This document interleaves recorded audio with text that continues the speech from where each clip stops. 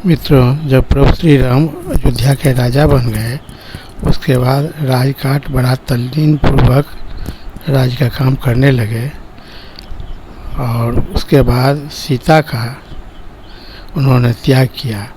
इस संदर्भ में हम वाल्मीकि रामायण के आधार पर आपको कहानी सुना रहे हैं। वैसे तो बहुत सारे रामायणों में बहुत तरह से बातें हैं कि वाल्मीकि रामायण में जो कहानी है वो हम सुना रहे हैं। प्रभु श्री राम जब दिन में राजकाज से फ्री हो जाते थे, उसके बाद सीता को साथ लेकर के उनके बगीचा जो था घूमने का जगह, वहाँ चले जाते थे और दोनों आदमी बगीचा में घूमते रहते थे। वहीं एक बहुत अच्छा घर भी बना हुआ था, उसी में भोजन भी करते थे और वहाँ बहुत देर तक रहते थे, आपस में बात विचार होता रहता था। उसी क्रम में एक दिन बात में सीता को गर्भवती होने की बात आई तो प्रभु श्री राम ने कहे कि सीता, सुने हैं कि गर्भावस्था में बहुत तरह का मन इधर उधर भागते रहता है, तो इस संदर्भ में तुमको अगर कोई चीज़ की इच्छा हो तो तुम हमको बतलाओ, हम तत्काल पूरा करेंगे।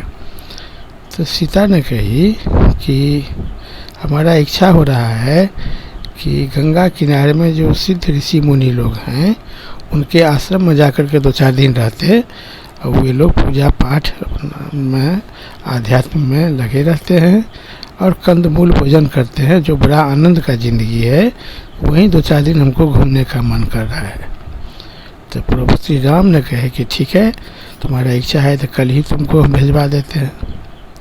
ये बात हुई। उसके बाद घर आए तो प्रभु श्री राम के बचपन के ही 4 मित्र थे, गाँव के लोग, जिनसे बहुत घुल मिल करके बात होती थी। वो रोज़ आते थे, इनसे मिलते थे और बहुत देर सब आदमी अपना बात करते रहते थे। तो वो लोग आए, उन लोगों से बात करने लगे। तो कुछ देर के बाद प्रभु श्री राम ने पूछे कि एक बात बतलाओ तुम लोग कि राज परिवार के संदर्भ में जनता का, जनपद का क्या मत है, वो लोग किस प्रकार का चर्चा करते हैं। तो उसमें से एक भद्र नाम का था, वह बतलाया कि आपका तो बहुत सब जगह प्रशंसा होता है कि भगवान बहुत ही अच्छे हैं, समुद्र में पुल बांध लिए, लंका जाकर के रावण का समूल विनाश किए। आपका तो बहुत प्रशंसा सब जगह होता है कि सीता के बारे में बड़ा निंदा होता है कि सीता राजमहल को अपवित्र कर दी है, कि सीता को रावण अपने गोदी में उठाकर लेकर चला गया। लगभग 1 साल तक वो लंका में रही और रावण का जो बगीचा था घूमने वाला, उसी में सीता को रखे हुआ था। और वहाँ से जब आई तो राम उसको घर ले आया है और अपने साथ राज सिंहासन पर भी बैठाते हैं, तो राज सिंहासन भी अपवित्र हो गया।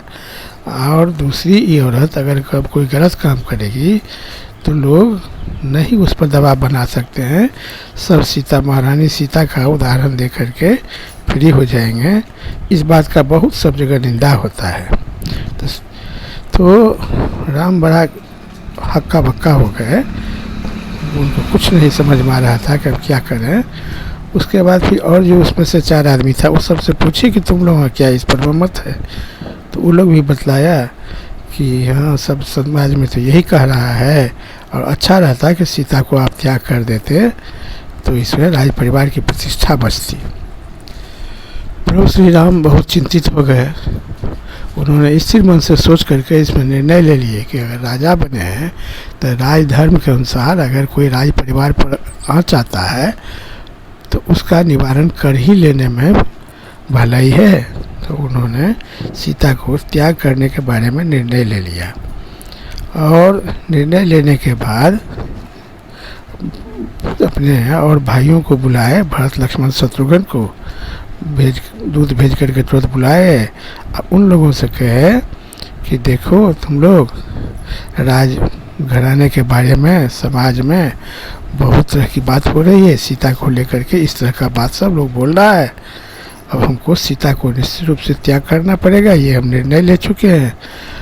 अब इसके संदर्भ में तुम लोग हमसे कुछ भी नहीं कहो, तुम लोगों को कुछ भी इस संदर्भ में बोलने का किसी को अधिकार नहीं है। ये मेरा आदेश है, तुम लोगों को सिर्फ पालन करना है और इसके संदर्भ में कोई अपना विचार देने की कोशिश नहीं करना।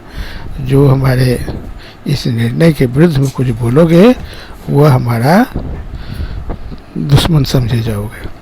सब लोग चुप हो गए और लक्ष्मण जी से कहे कि लक्ष्मण, कल सवेरे तुम सीता को लेकर के गंगा के उस पार छोड़ो।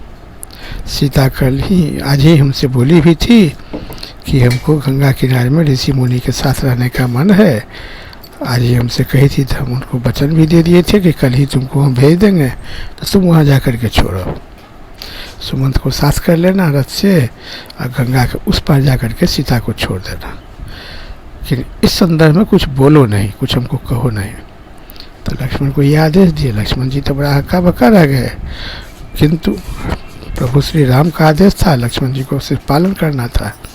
तो उन्होंने इस पर में तैयार हो गए कि ठीक है, हम माँ सीता को कल ही वहाँ पर पहुँचा देंगे। सवेरे अंधेरे में उठे, आज सुमंत को बुला लिए और सीता को साथ लेकर के गए। गंगा जी को देखते ही लक्ष्मण जी बड़ा बुरी तरह रोने लगे, चिल्ला चिल्ला करके। सीता को कुछ समझ नहीं आया। उन्होंने पूछी कि लक्ष्मण, तुम काहे चिल्ला रहे हो? भाई से अलग हुए इसलिए चिल्ला रहे हो, इतना रो रहे हो? लक्ष्मण जी कुछ नहीं बोले। जब गंगा के उस पार गए तो लक्ष्मण जी अचेत सा हो गए, रोते रोते अचेत हो गए। तो फिर सीता उनको संभाली।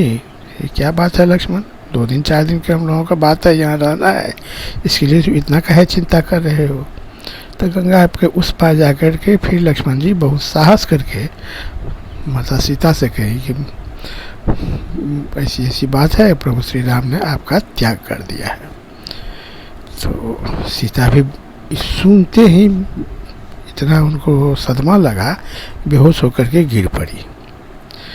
उसके बाद बहुत कुछ देर के बाद जब होश आया तो कही कि लक्ष्मण, अब हमारा ज़िंदगी यहाँ पर कैसे बीतेगा? राजघराने से, अपने परिवार से सबसे अलग होकर के अकेले वन में मैं कैसे रहूँगी? हम तो अभी गंगा जी में आत्महत्या कर लेते कि राम का संतान हमारे पेट में है, उसका हम विनाश नहीं होने देना चाहते हैं। इसलिए हम आत्महत्या तो नहीं करेंगे कि अब भावी ज़िंदगी मेरा कैसे कटेगा, यहाँ हम कैसे रहेंगे, अपना तकलीफ़ किससे बतलाएंगे? इस सब बात से हमको बहुत चिंता है। खैर, भगवान को चरण में हमारा प्रणाम कहना और कहना कि अपना जिसमें उनका प्रतिष्ठा बढ़े उससे रहें, वैसा काम करें, हमारे बारे में नहीं कुछ सोचें, निश्चिंत होकर के रहें, अपना राज कार्य करें, समाज को देखें और हमारे बारे में कुछ सोचने की ज़रूरत नहीं है। हम यहाँ रह लेंगे, देखा जाएगा, जो होगा सो होगा। ये सब बात कह करके सीता लक्ष्मण जी को वहाँ से भेज दी। लक्ष्मण जी भी वहाँ से आए, सीधे नाव पर चढ़े, गंगा के इस पार आकर के सुमंत जी के साथ आ गए। तो मित्रों, ये वाल्मीकि रामायण के आधार पर कहानी है। वाल्मीकि रामायण में अन्य रामायणों से कुछ अलग है। तो ये वाल्मीकि रामायण के आधार पर कहानी है जो आप लोगों को हम बतलाए। इसके बाद फिर सीता वहाँ अब कैसे रहेगी, कैसे क्या करेगी, इस संदर्भ में आगे की बात भी हम पुनः वाल्मीकि रामायण के आधार पर कल आप लोगों से सुनाएंगे। तब तक के लिए बहुत बहुत धन्यवाद। जय श्री राम।